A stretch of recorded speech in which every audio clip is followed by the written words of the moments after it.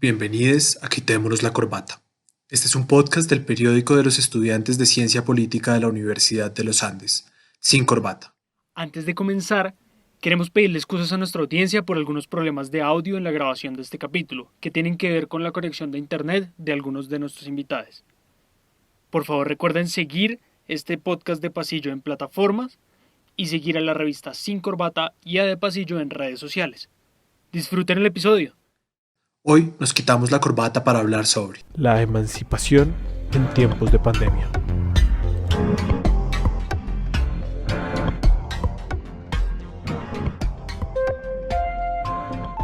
Hola a todas y todos nuestros oyentes. Les damos la bienvenida a un nuevo episodio de Quitémonos la Corbata, el podcast del periódico estudiantil de Ciencia Política de la Universidad de los Andes, Sin Corbata. El día de hoy estamos Andrés Galeano y Sergio Muñoz para hablar con ustedes acerca de la biopolítica y la emancipación en tiempos de pandemia.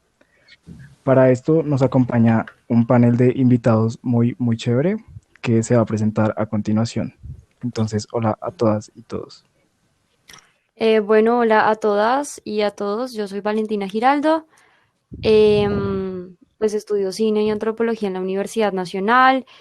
Y ya como que mi relación un poco con estos temas radica más bien con el trabajo pues investigativo de semilleros y también en las columnas de cine. Hola a todos los oyentes, mi nombre es Darío Gil, yo pues soy estudiante de la Universidad del Rosario, yo estudio jurisprudencia, mejor conocido como derecho,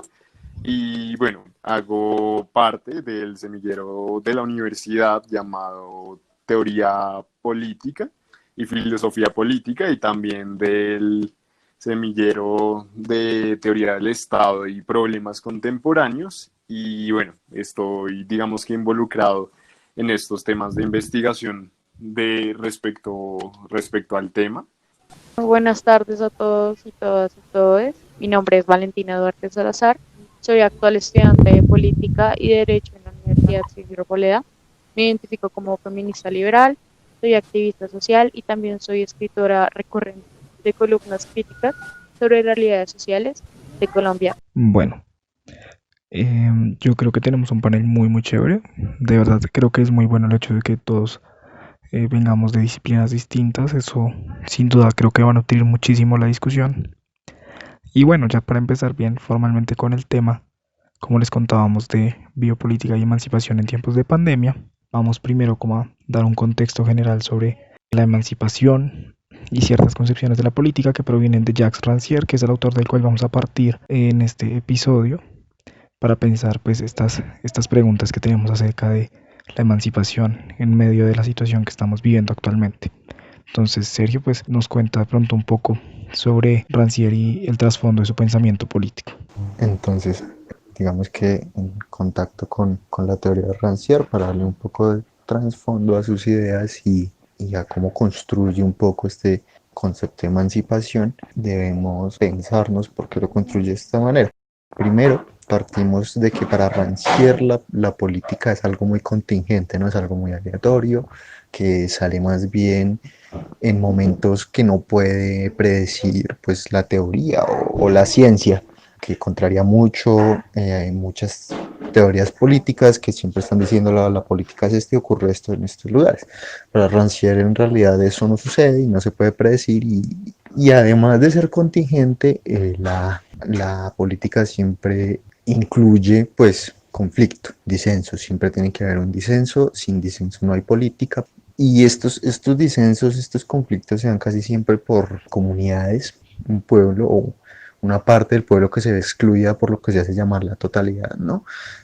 Casi siempre se ve la política en estos casos, o tal vez son digamos que una comunidad más protendiente a hacer política porque al verse excluida la totalidad, de una supuesta totalidad que dice, bueno, ya tenemos una sociedad completa, una sociedad estable, pues esta externalidad, este otro u otra,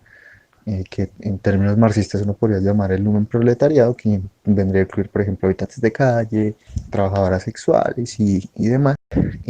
empiezan a pedir esa parte que no han tenido, ¿no? Entonces, estas comunidades conforman también mucho el disenso, no son las únicas, porque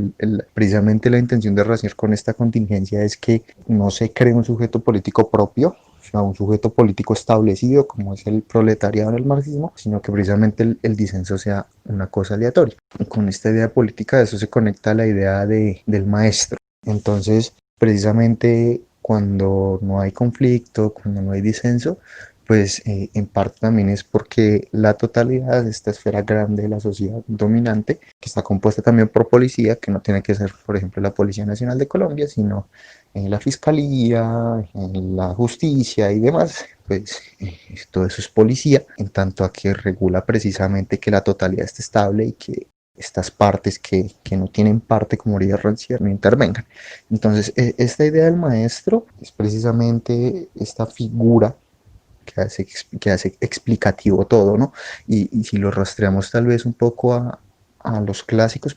podría ser algo como lo que hacía Sócrates en su Mayéutica, ¿no? Esta idea de una persona que aunque Sócrates procuraba que él no explicaba, igual en últimas enseñaba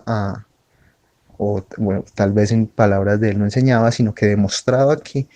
gracias a sus preguntas y un poco a su ironía,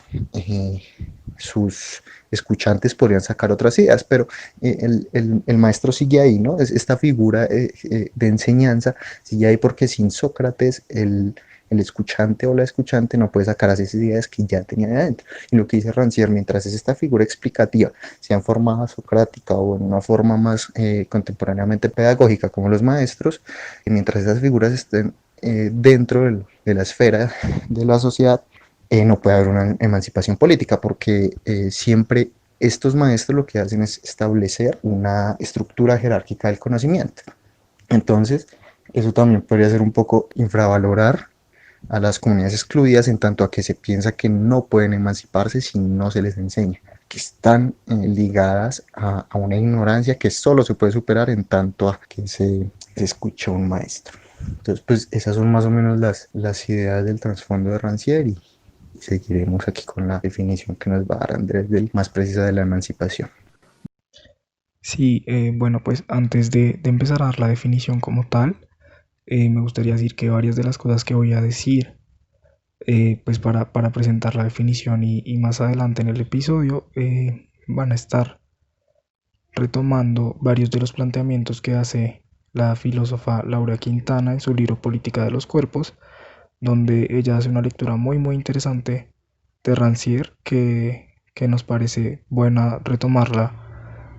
para este episodio. Bueno, pues básicamente si queremos verlo primero de una forma sencilla, podríamos decir que para Rancière la emancipación se define como el deseo de ser de otro modo, partiendo mucho de lo que nos acaba de decir Sergio de cómo Rancière concibe la policía. Él habla de que muchas veces existe una lógica policial que lo que hace es básicamente asignar ciertas formas de experimentar la vida y el cuerpo a las personas que se deben corresponder. Si yo nazco en determinado lugar o demás, debo corresponderme con ciertas formas de ser, de sentir y de decir que pues están determinadas básicamente por esa lógica policial. Y entonces para Rancière, la emancipación va a venir a ser precisamente ese deseo de ser de otro modo y esa ruptura que se puede llegar a dar con esa forma de experimentar el cuerpo que nos ha sido asignada. Entonces, él habla mucho de lo que pueden ser unas prácticas de reflexividad corporal, que lo que pueden hacer es producir una forma distinta de ver y experimentar el mundo también. Básicamente eso es lo que Rancière llama la emancipación, o como nos decía Sergio, la emancipación intelectual. Y él también se pregunta mucho por cómo la emancipación puede producir ciertas formas de alteración en cómo experimentamos nuestra corporalidad y también en cómo la emancipación se puede inscribir en instituciones que prolonguen esas formas alternativas de relación entre los cuerpos. Y pues eso, básicamente yo creo que podríamos empezar con esa definición para no ponernos tampoco muy complejos.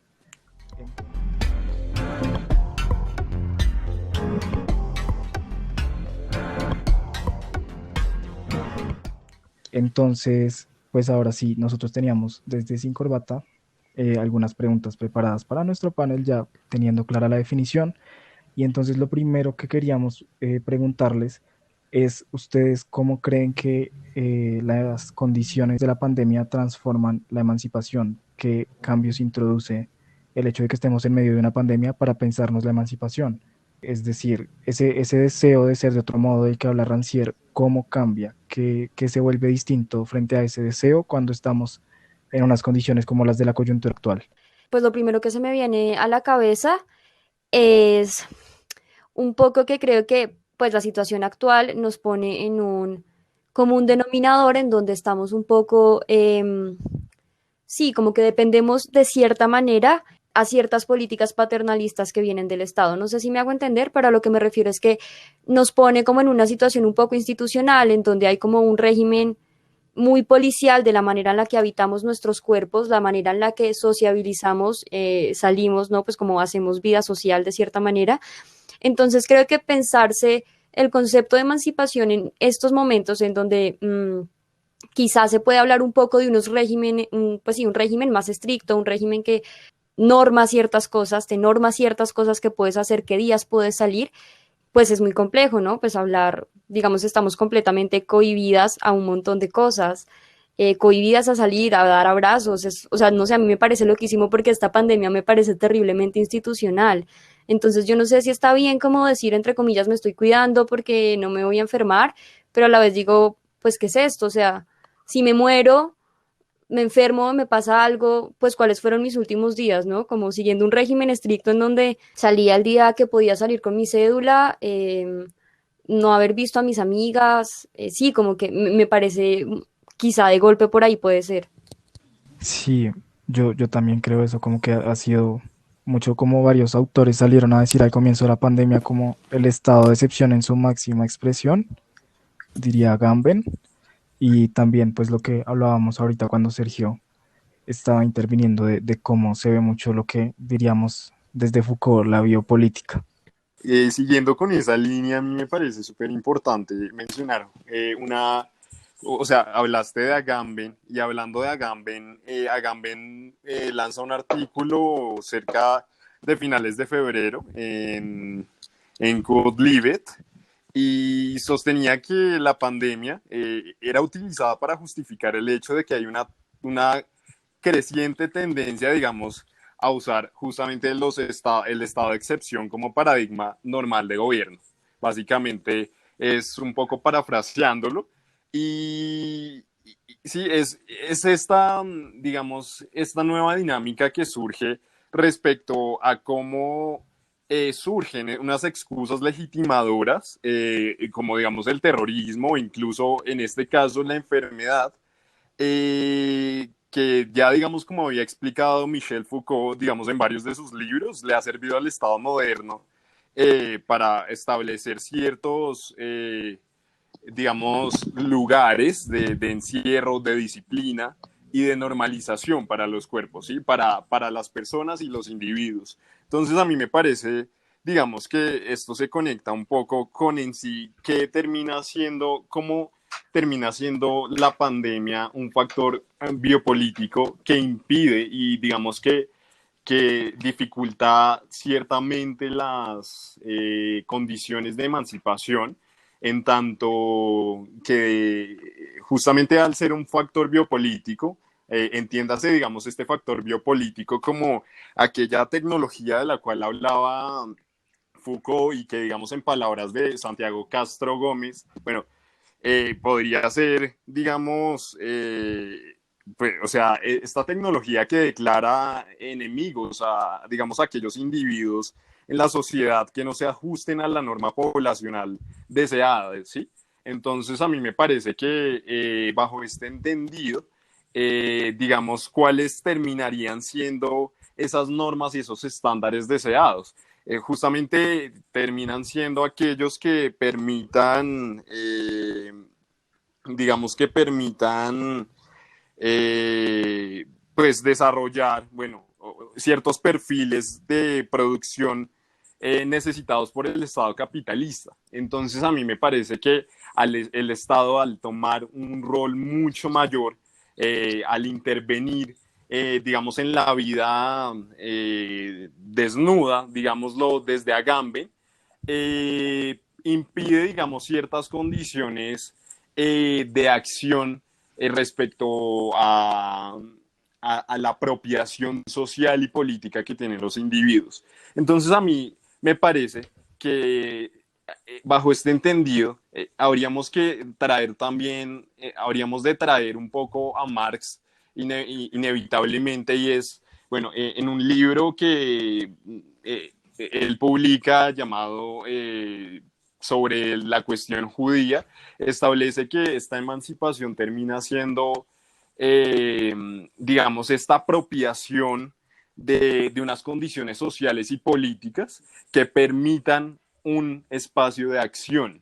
Entonces, es claro contraponer esta emancipación, digamos, digamos, contraponerla a lo que está sucediendo, más bien es un cierto tipo de alienación que impide que las personas, digamos, puedan incluso desarrollarse, digamos, en los espacios sociales, como justamente ahorita lo estaban diciendo. Y esto asimismo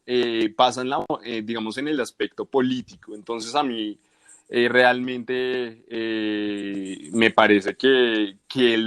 digamos, las condiciones de pandemia han ciertamente afectado de manera muy negativa las condiciones posibles de emancipación. Y bueno, pues como tal, eh, digamos que pues sería eso, básicamente. Y sobre Agamben, pues a mí me parece también lo mismo. Digamos que hay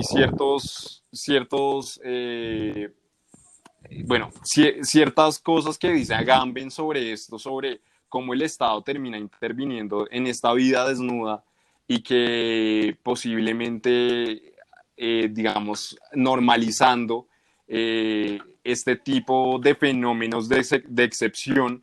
digamos, en el desarrollo de la política común, diaria, termina siendo algo que va a impedir justamente que se habiliten nuevos espacios de, no sé, de acción política, ¿sí? Entonces, digamos, ahorita, hay, ahorita no se está pensando en momentos para poder, digamos, seguir con luchas políticas que son bastante necesarias, como por ejemplo la misma despenalización del aborto, muchos otros,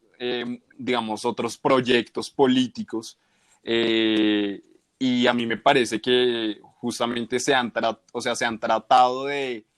alejar un poco digamos, del espacio social y político actual, y se ha tratado de más bien enfocar y usar la enfermedad, justamente como lo decía, pues en palabras de Agamben, o sea, la enfermedad podría ser ahí sí, la vieja amiga, digamos, del Estado para poder normalizar este tipo de situaciones, ¿sí? Entonces, pues no, completamente estoy de acuerdo con la tesis de que esto, pues, afecta gravemente esas condiciones. Listo. Y bueno, Valentina Duarte, ¿qué opinas tú al respecto? Devolviéndome un poco a la pregunta inicial sobre cómo la emancipación es entendida en estos tiempos de cuarentena como ese deseo de ser de otro modo, siento que, y con base en las opiniones que ya se han establecido, hay un buen vínculo que podríamos denotar aquí entre Foucault y también entre Rancière sobre la emancipación en tiempos de cuarentena. Tenemos que tener en cuenta que, pues,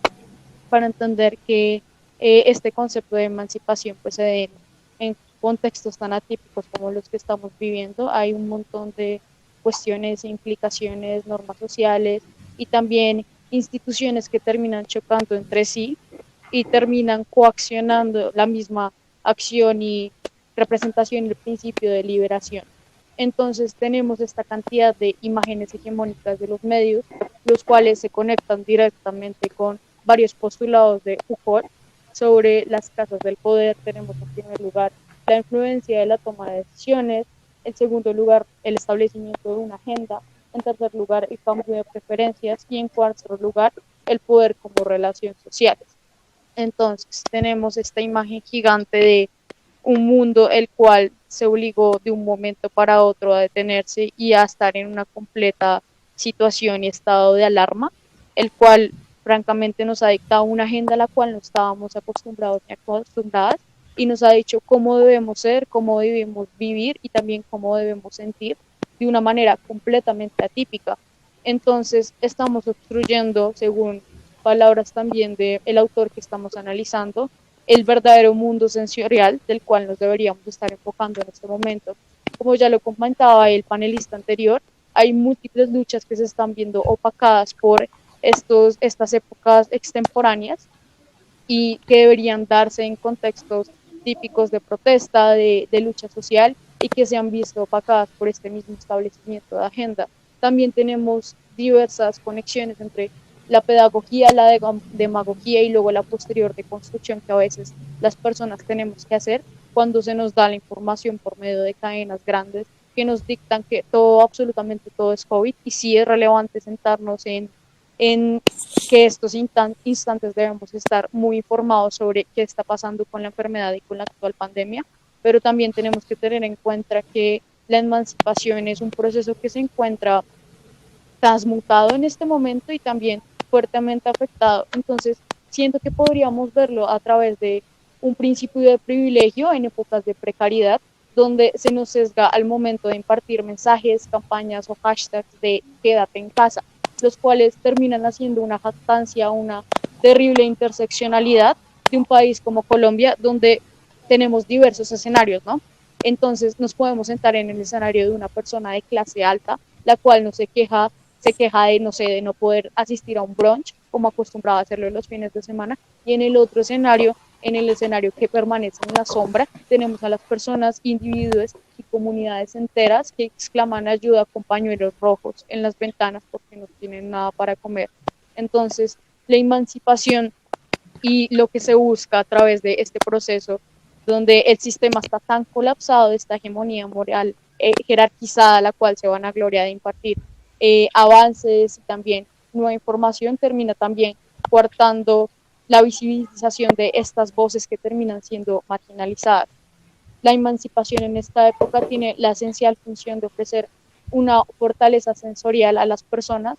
la cual nos permita no caer primero en la banalización del horror, hasta volverlo quizá tolerable por tantas imágenes terribles que vemos todos los días sobre muertes, sobre miles de infectados, y también que tengamos la posibilidad a través de este mismo concepto de emancipación de abrirnos a nuevas sensibilidades de igualdad en una sociedad desigual. Sí, gracias. No, a mí se me ocurren varias cosas con eso que acaba de decir Valentina. Y creo que podemos partir, bueno, no sé dónde partir, pero quiero meter un concepto que no es propio de Rancière y quizá no sea tan equiparable con emancipación, pero creo que pues de golpe puede ser interesante, que es la transverberación. Y pues la transverberación es un concepto que viene de Solly Rolnick y ella, bueno, digamos que pues sí, como sus estudios y su teoría política y feminista se orienta mucho hacia pues también como todo lo que viene de sus estudios de psicoanálisis con Félix Guattari y las máquinas deseantes pues en el capitalismo esquizofrénico del antiedipo y todas estas cosas, pero ella con la transverberación en una entrevista que le hace también una militante feminista, es muy bonito el ejemplo que ella usa y como que lo quiero traer. Yo uso este ejemplo como casi para todo, pero es un ejemplo muy bonito. Entonces ella usa un ejemplo de una historia que le contó Ayton Krenak, que es un activista indígena, entonces, pues, de Brasil. Él le cuenta cómo una comunidad brasilera que vivía a las orillas del río 12 se vio afectada porque Minas Gerais, era pues como una empresa minera muy grande, empezó a explotar y a contaminar a mansalva los ríos amazónicos, entre estos estaba el río 12. Eh, de hecho, creo que en el 2015-2016 hubo como un gran escándalo por sí, un gran escándalo ambiental por lo que estaba haciendo esta minera. Y el punto es que contaminó tanto el río que el río parecía haberse secado por completo, ¿no? Entonces, digamos, la comunidad indígena que vivía a orillas del río se vio muy afectada y 2 años después de que el río estuviera prácticamente seco, la comunidad descubrió que el río seguía corriendo limpio por debajo de la tierra. Entonces ella, Sueli Rolnik, cuando va a hablar de la transverberación, habla de eso, como cuando nuestra vitalidad, y yo creo que eso lo uso mucho más también como el ejemplo como mujer, como mi vitalidad como mujer se ve amenazada, que es casi siempre, pues en muchas ocasiones, cómo toca ese río tiene como que encontrar unas nuevas maneras de correr el cauce. Entonces ella habla mucho de esa transverberación, de cómo nosotras y nosotres, como ríos tenemos que buscar nuevos cauces cuando nuestra vitalidad se ve amenazada, ¿no? Se ve amenazada en situaciones en donde como sujeto no podemos, mm, sí, como ejecutar acciones de cierta manera. Me parece interesante lo que dice también Valentina, y creo que aquí podríamos hablar que sí es un concepto de Rancière, que es el reparto político de lo sensible, y es cómo está, o sea, cómo estamos viendo este tráfico de la sensibilidad. Y creo que de este reparto político de lo sensible podemos incluso equipararlo a uno que es policial y es un reparto policial de lo sensible. Es una sociedad de la vigilancia, una sociedad que vigila cuerpos, y no solo la dimensión física del cuerpo, sino también las dimensiones sociales del cuerpo, eh, que es algo pues increíble, ¿no? A mí me parece muy loco ver todas esas cosas, cómo nos hemos visto atravesadas tanto tiempo por estas políticas tan extrañas y tan institucionales. Entonces, creo que de golpe estaría chévere si partiéramos un poco de esta idea de el reparto político de lo sensible. Y creo que, no sé, hablar como de las voces calladas en términos de emancipación en estos momentos me parece complejo porque creo que si hay algo que hemos visto con la pandemia es que las voces que pueden estar en sintonía con el mass media, pues son las que siempre se han escuchado, ¿no? Digamos que en tiempos prepandemia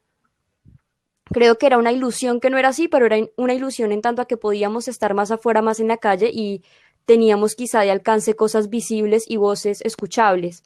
pero pues en términos macro nunca eran tan escuchadas y creo que eso lo pone en relieve la situación en la que estamos y es como también cuáles son esas voces amplificadas social e incluso intelectualmente, cuáles son también como esos arquetipos de intelectuales que hablan en estos momentos, que también me parece una cosa bastante delicada. Y ya, y lo último que quería decir era en cuanto a las imágenes,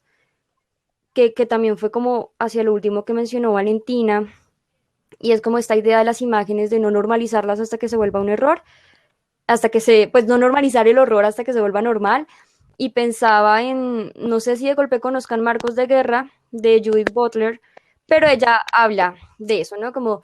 los marcos que dimensionan también como la fotografía, los marcos que están más allá de la imagen, que es el marco social, el marco político, el marco sensible, el marco observable. Entonces son como todas, o sea,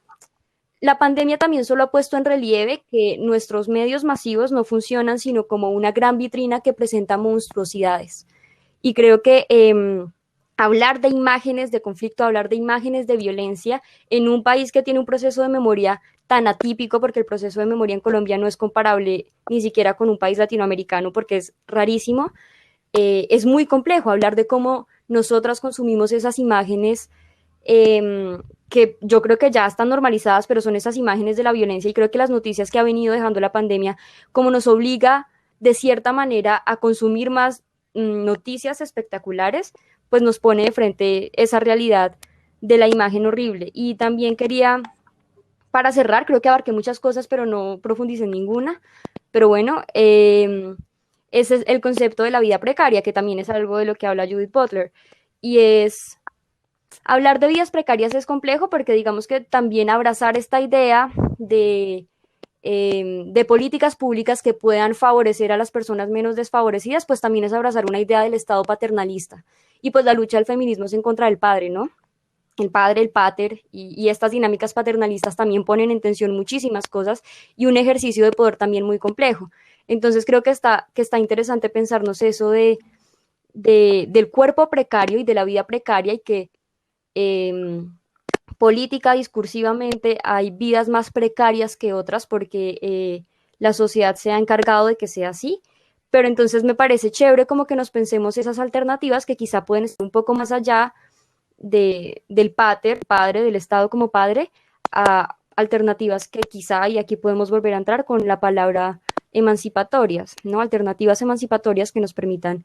un poco desligarnos de esos marcos precarios, de ese marco del Estado padre que también hace de mi vida una vida precaria.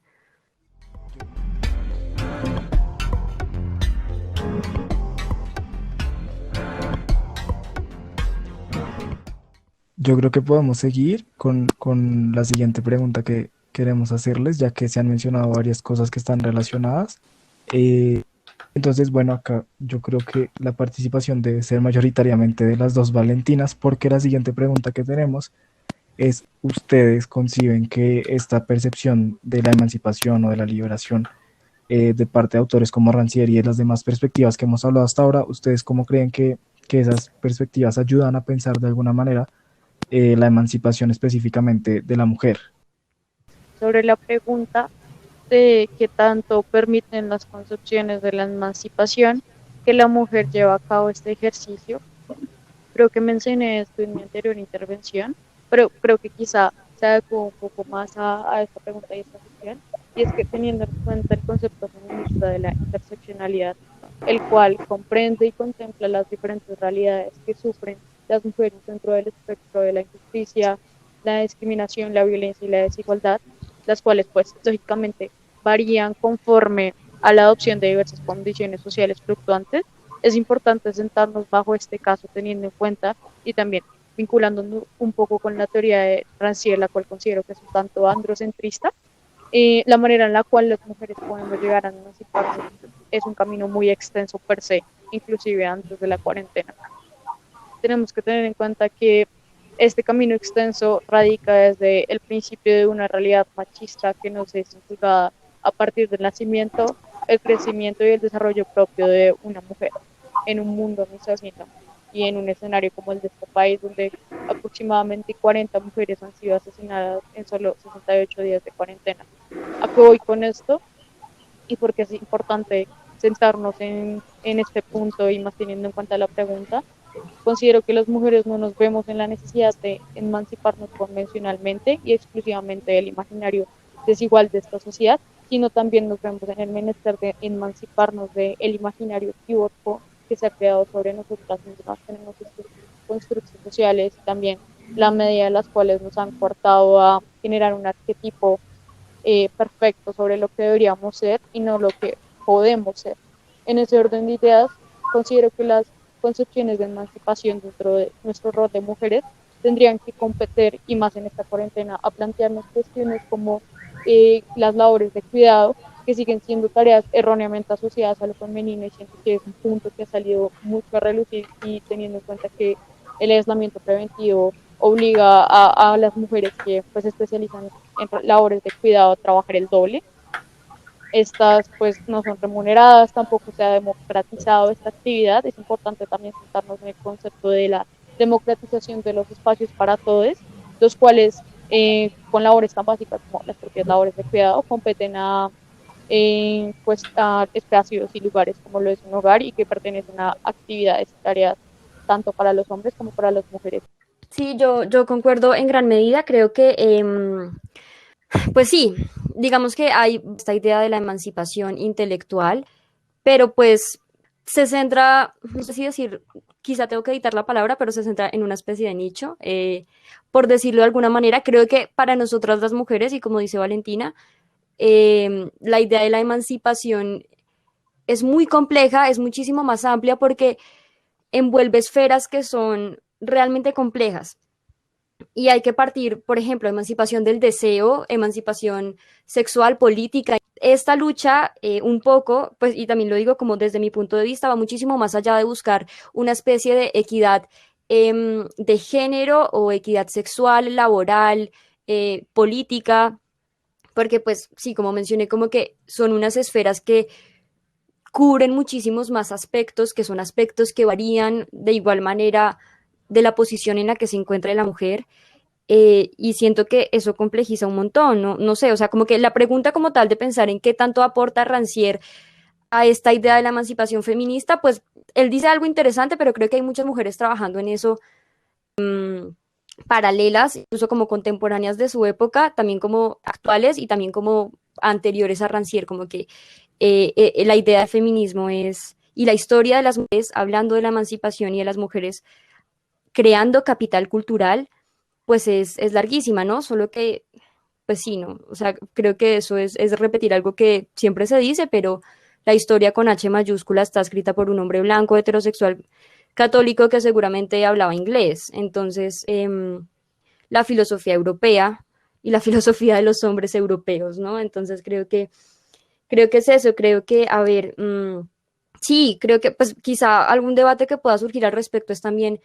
pensarnos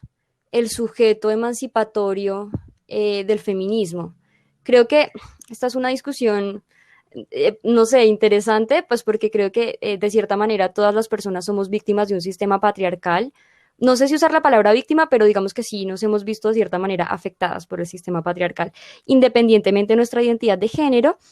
pero pues el sujeto emancipatorio del feminismo creo que somos las mujeres. Pero sí, digamos que lo que había mencionado un poco era esto de que el concepto de Rancière quizá se queda enfocado como a una particularidad y pensar en la emancipación, que por eso también surge el feminismo, ¿no? Creo que está, o sea, de golpe está interesante pensar que la historia del feminismo no es precisamente la historia de las mujeres, sino que surge también como una respuesta a ciertas dinámicas y ciertas regulaciones del poder y como de la dominación del sistema patriarcal.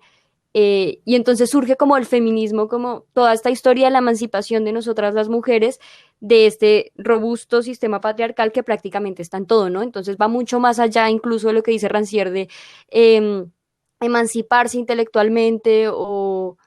la emancipación del espectador en el arte, como que pensar en la emancipación de las mujeres es muchísimo más amplio, más diverso, responde a muchas dinámicas socioculturales que dependen de la experiencia en primera persona que cada mujer tiene, que son un montón. Entonces no somos, o sea, no es la mujer, somos las mujeres, así como hay los feminismos que responden mucho a esa experiencia que como mujeres tenemos en nuestra lucha emancipatoria frente al sistema patriarcal. Entonces creo que sí, como que a grandes rasgos es eso, como que realmente la emancipación, pues, es el feminismo, de cierta manera, no tanto como militar, sino lo que también se lucha y se logra por medio del feminismo como un motor emancipatorio de las mujeres. Y es, pues, el feminismo como una teoría que se vuelve abrazo y es una teoría de la emancipación también. Incluso, y vuelvo al concepto de Sueli Rolnik, de la transverberación, que también es una de las múltiples formas en las que una mujer desde su feminismo y su teoría política nos plantea términos y praxis emancipatorias que provienen desde su feminismo y de su eh, relación en primera persona como mujer en un mundo que se entiende de hombres, en un mundo que se entiende de hombres en el que se entiende que la emancipación viene principalmente de un hombre como Rancière. Creo que, pues como mencioné anteriormente, es una dinámica más amplia y mucho más compleja, ¿no? Que comprende marcos que van más allá, o sea, marcos estructurales que van muchísimo más allá de lo intelectual.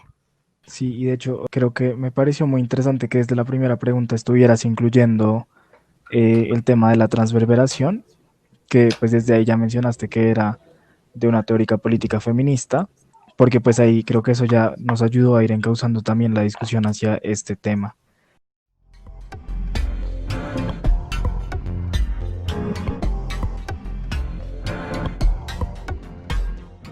Para finalizar el podcast, quisiéramos preguntarle al panel, digamos que reflexionen un poco sobre el carácter del mismo espacio, ¿no? Del carácter emancipativo del mismo podcast en el que estamos conversando, en tanto a que este puede ser un espacio un poco cerrado, ¿no? Un poco, digamos que aliado puede ser con el privilegio, en tanto a que somos estudiantes y este podcast probablemente llegue más que nada a estudiantes que les interese este tipo de debates académicos. y no al mundo o a la comunidad en general, que precisamente son grandes protagonistas de la emancipación en Rancière, ¿no? Entonces quisiéramos preguntarles precisamente por cómo ven estos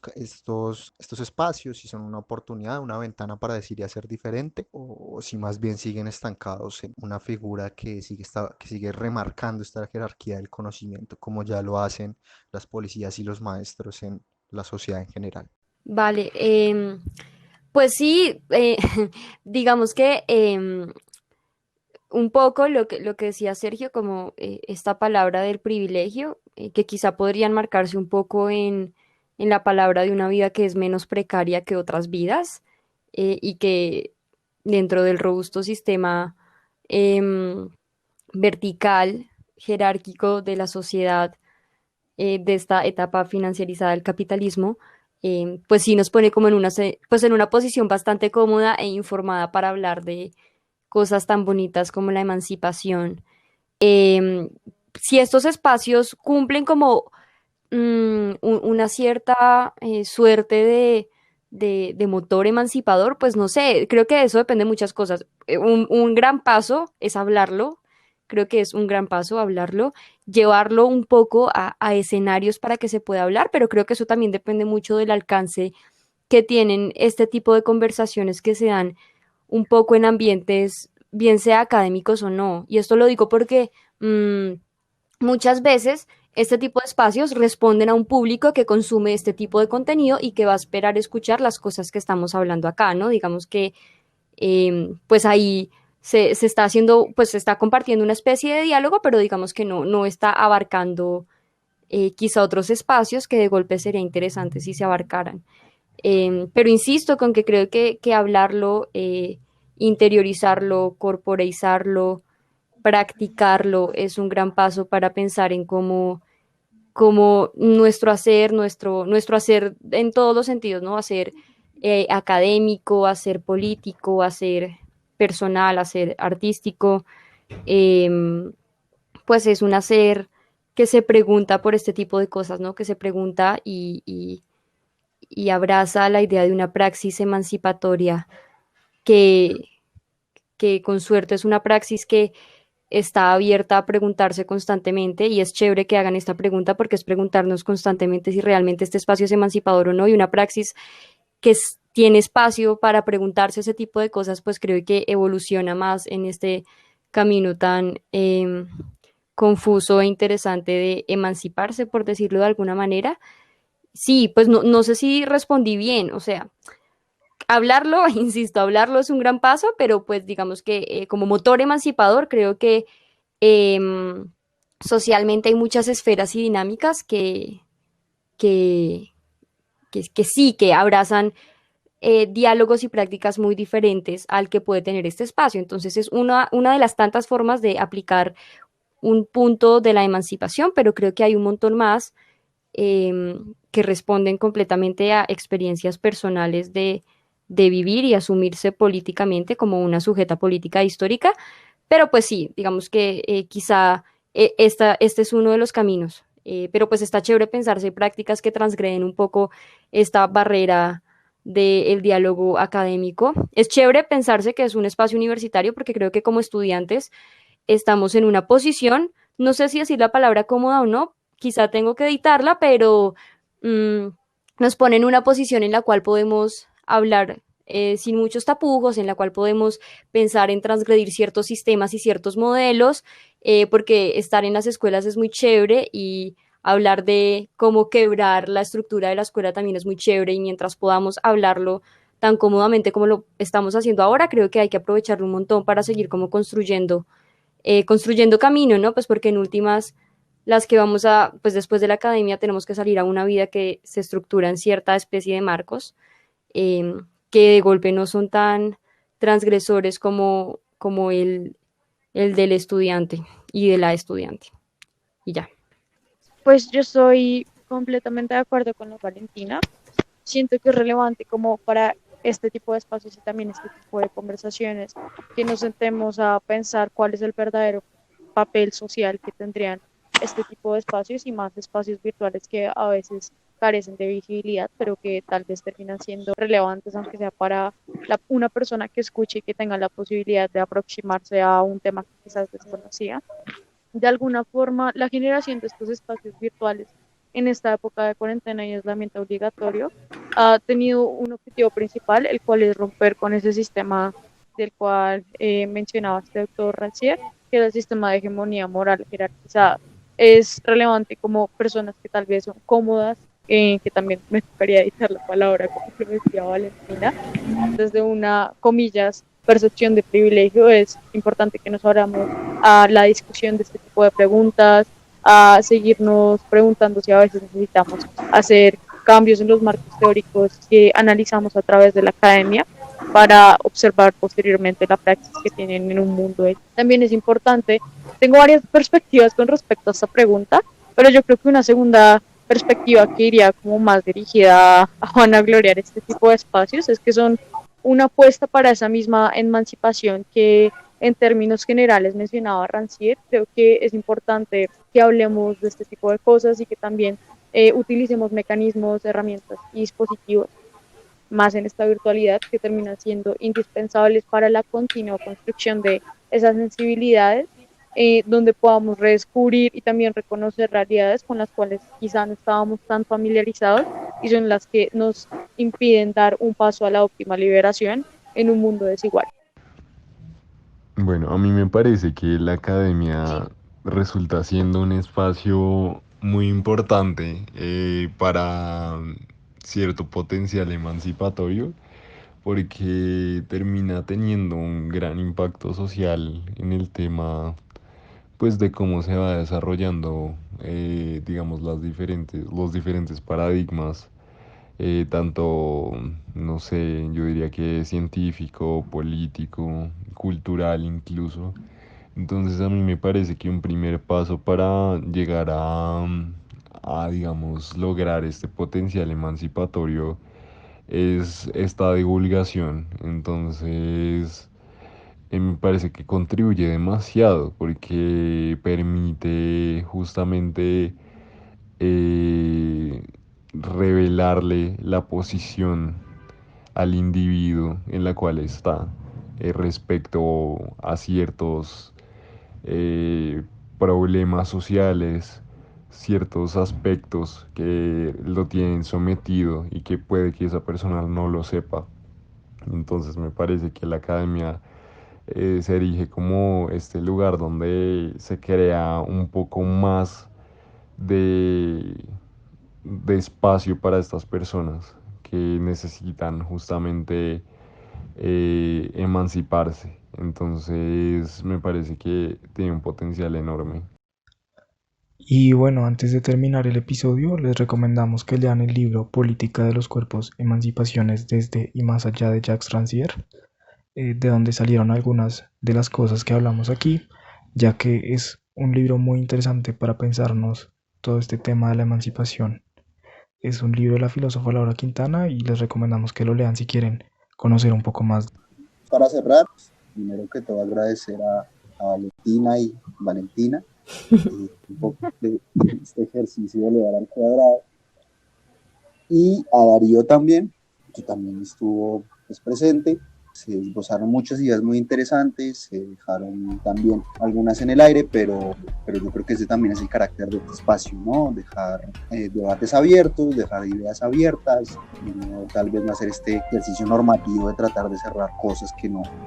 se han cerrado en años, ¿no? Pero en últimas fue un ejercicio muy interesante. Esperemos que todas las personas que estén escuchando esto aprecien tanto estas ideas y las disfruten tanto como las disfrutamos nosotros y nosotras. Y bueno, esperamos ojalá encontrarnos de nuevo en otro espacio como este, tal vez hablando en otros conceptos y en otros términos. Nos veremos en otra ocasión. Quitémonos la corbata es el podcast de la revista del Departamento de Ciencia Política de la Universidad de los Andes en alianza con De Pasillo. Recuerden seguir a Sin Corbata y a De Pasillo en redes sociales. También recuerden seguir y recomendar este podcast, que está disponible en su plataforma favorita.